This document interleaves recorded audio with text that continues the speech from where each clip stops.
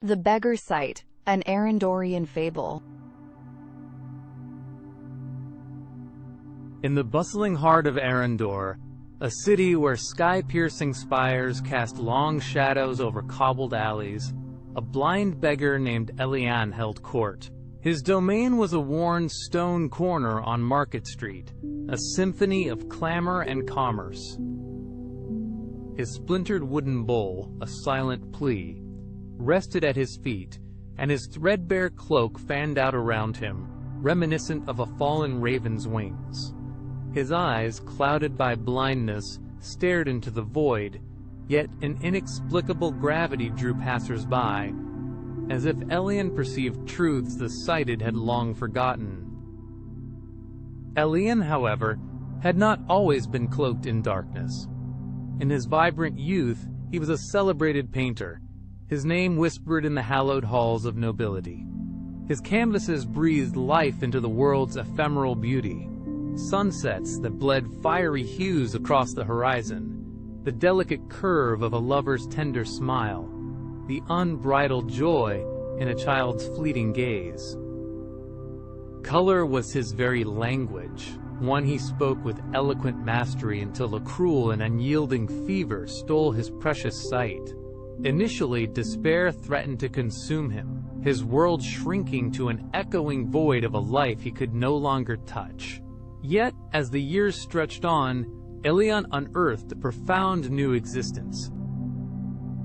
Without the veil of sight, the city unfurled before him, in dimensions he had never conceived. Arendor became his canvas, painted not with pigments but with a vibrant palette of sensations. The soft clink of a coin in his bowl spoke volumes of the giver. Hurried footsteps betrayed a merchant's frantic rush, while a trembling hand whispered a stranger's quiet sorrow. The scent of an impending rain, sharp and distinct, often preceded the first gentle drop, and the sun's warm caress on his face marked the hour with an uncanny precision no clock could rival. The market's ceaseless chatter was a rich tapestry of voices, vendors haggling with spirited banter, children's uninhibited laughter, and lovers' hushed secrets interwoven into the din. Elian existed in the present, not by choice, but by the relentless hand of necessity. The past was a gallery of masterpieces he could no longer behold, and the future, a blank canvas he was powerless to paint. The present, raw and exquisitely unfiltered, became his only unvarnished truth.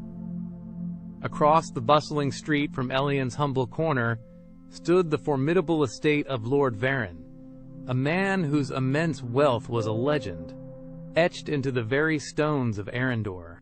His coffers overflowed with gold, amassed from intricate trade routes that spanned continents, and his name adorned the deeds of half the city's grandest buildings. Varen's life was a relentless pursuit of acquisition, more power, more wealth, an ever grander legacy. His shrewd eyes missed no opportunity for gain, viewing the world as a vast chessboard, where every moment was a strategic move toward a monumental future. The present was merely a tool, a means to an end, and he wielded it with surgical precision. Varen's ebony carriage, a symbol of his status, rattled past Elian's corner daily, his mind invariably consumed by ledgers or intricate blueprints for new ventures. He would occasionally toss a coin into Elian's bowl, not from genuine compassion, but as a ritualistic nod to his own perceived magnanimity. To Varen, Elian was as invisible as the cobblestones beneath his carriage, a fixture as unremarkable as the street itself. The beggar's stillness, a stark contrast to his own frenetic pace, often grated on Varen's nerves, a disquieting reminder of stagnation in a world that demanded ceaseless motion. One crisp autumn evening, as the air grew sharp and the last leaves skittered across the pavement like shy, dancing spirits, Varen's carriage jolted to an abrupt halt. A wheel had shattered, splintered by a treacherous, unseen crack in the road. The driver cursed under his breath, and Varen, his patience worn thin, stepped out to supervise the tedious repair.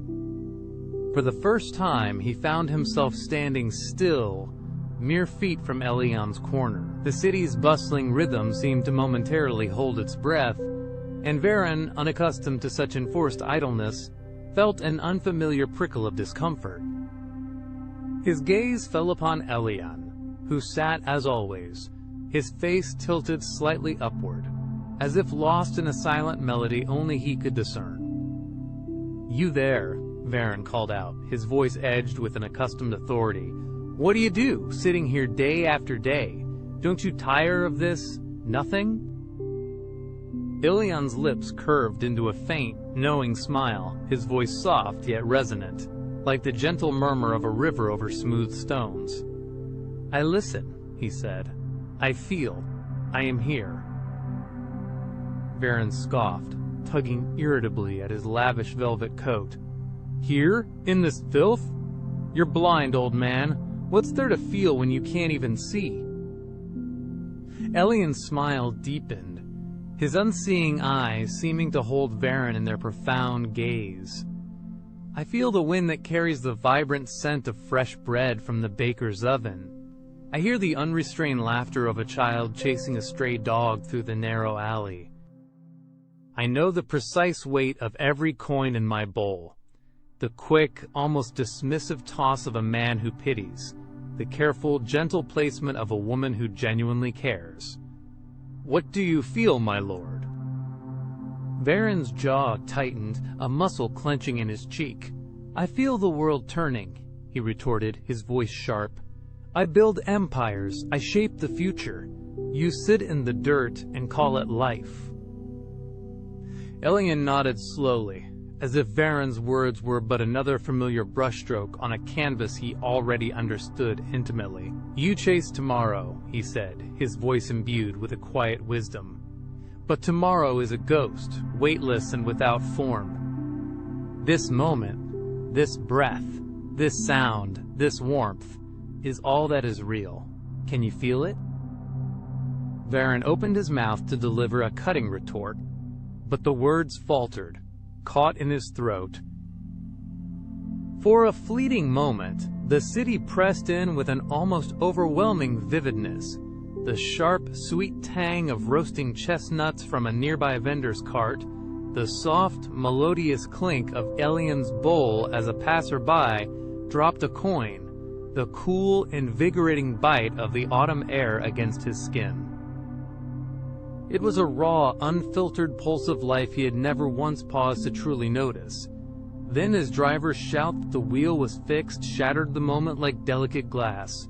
Varen climbed back into his carriage, dismissing Elion's words as the nonsensical ramblings of a broken man. Yet the beggar's profound question lingered, a persistent seed planted deep within Varen's restless mind. That night, in his opulent study, surrounded by intricate maps of distant trade routes and formidable contracts for vast new ventures, he found his usually unwavering focus slipping, dissolving like mist. His meticulously laid plans, acquiring a rival's entire fleet, expanding into the lucrative southern markets, suddenly felt hollow, like chasing intangible shadows. He tried desperately to shake Elion's words, but they clung to him, echoing in the quiet of his mind. Can you feel it? For the very first time, Varen found himself wondering what it truly meant to stop, to simply let the world be without bending it relentlessly to his iron will. Over the ensuing weeks, a curious magnetism began to draw Varen to Elion's corner. He started to pause, to truly listen. The city, once a cacophony, began to reveal itself in intricate fragments.